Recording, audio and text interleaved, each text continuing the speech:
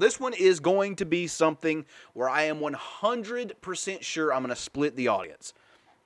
What better way to start your podcast off than something that is going to split your audience? Yes. So this isn't about specifically a horror movie or anything like that. This is a news story that just came up today.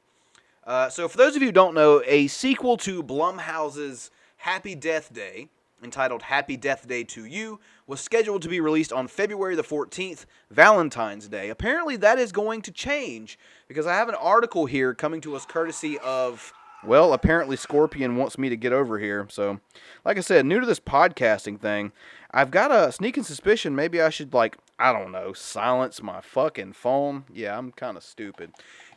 Anyway, so this article is coming to us courtesy of News 7 out of Miami. And the headline of this article is Horror Movie Release Moved from School Shooting Anniversary. So let's jump right in. The Associated Press from Miami tells us a horror movie called Happy Death Day to You is getting a new release date following complaints its original release date coincided with the Florida school shooting anniversary. Universal Pictures released a statement Wednesday saying the film's North American release would be moved from February 14th to February 13th. The studio also decided to keep the film from theaters in the Parkland area where 17 people were killed last year at Marjorie Stoneman Douglas High School. Fred Gutenberg, whose 14-year-old daughter Jamie died in the attack, tweeted a plea Tuesday night for Universal to move the release date. And I'll go ahead and read the tweet. I got it right here. It's at Fred_Gutenberg says, "My daughter and 16 others were killed on February 14th. Universal Studios is releasing a movie called Happy Death Day to You. I get the pun on Valentine's Day. For me, it will always be a day my daughter was murdered. Please reconsider this." And the article goes on to say Happy Death Day 2 is a sequel from the 2017 film Happy Death Day. I think if you're here listening to a podcast or a video about horror, you probably already know what that is. So let's talk about it. Let's talk about this, because at the end of the day, I mean, us horror fans end up getting the movie a day early. I know that's a shitty way to put it, and I'll take whatever you got to say about that. Yeah, sure. But my point is that us horror fans aren't really going to complain about getting a movie that we want to see a day early, and I'm not complaining about it. Although I will say that some of this just kind of rubs me the wrong way, and I'll tell you why. This movie, Happy Death Day to You, has nothing to do with a shooting or a school shooting in any shape, way, form, or fashion. This film has nothing to do with anything that resembles what happened at Parkland at all. And before I get any deeper, I want everyone to know that this guy who tweeted this out, who lost his daughter, I have the most sympathy for this guy.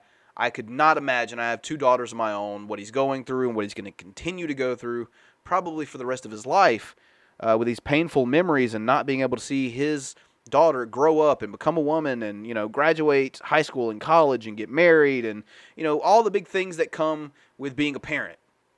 With that being said, this movie coming out on the anniversary of that shooting, changing the date, does it really do anything? Does it really make a difference? And like I said, I don't want to be looked at as someone who's just heartless here. The guy, I definitely understand his plight. It was a tragedy. It was a horrible thing that happened to him. I couldn't imagine. But let's be real with each other here. I mean, does it change anything? Does it hurt his feelings to see Happy Death Day on the anniversary when his daughter died? Yeah, I bet it does. And once again, my sympathy goes out to him.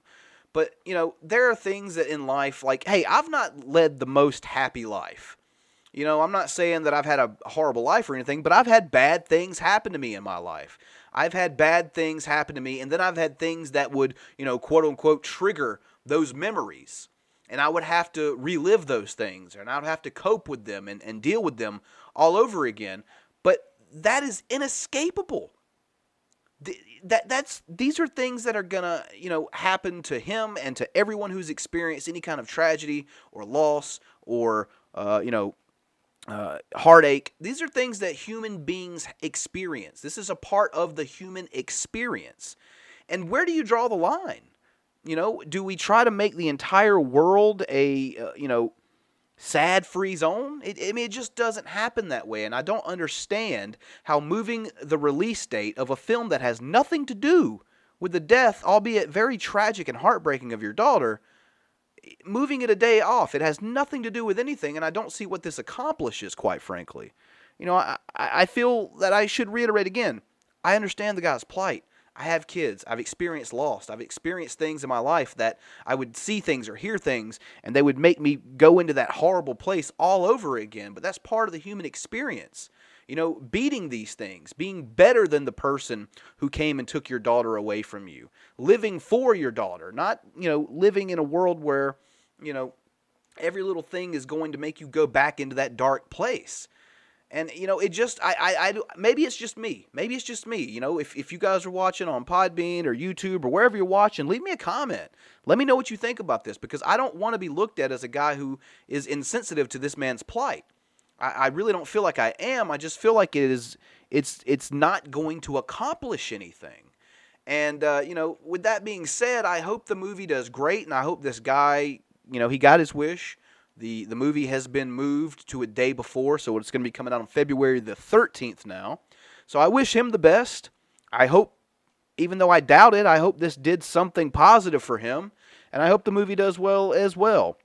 Also them not playing it around the area where it happened, even though they're moving the release date. I don't know.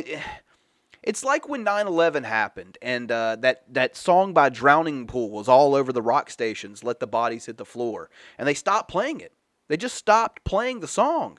And it's just like, you know what, I can understand how, someone could hear this song and go, wow, this really is not a good time to hear something like this. Because, you had people leaping to their deaths from hundreds of stories in the air. It was horrible. Another tragic, horrific incident that happened in this country.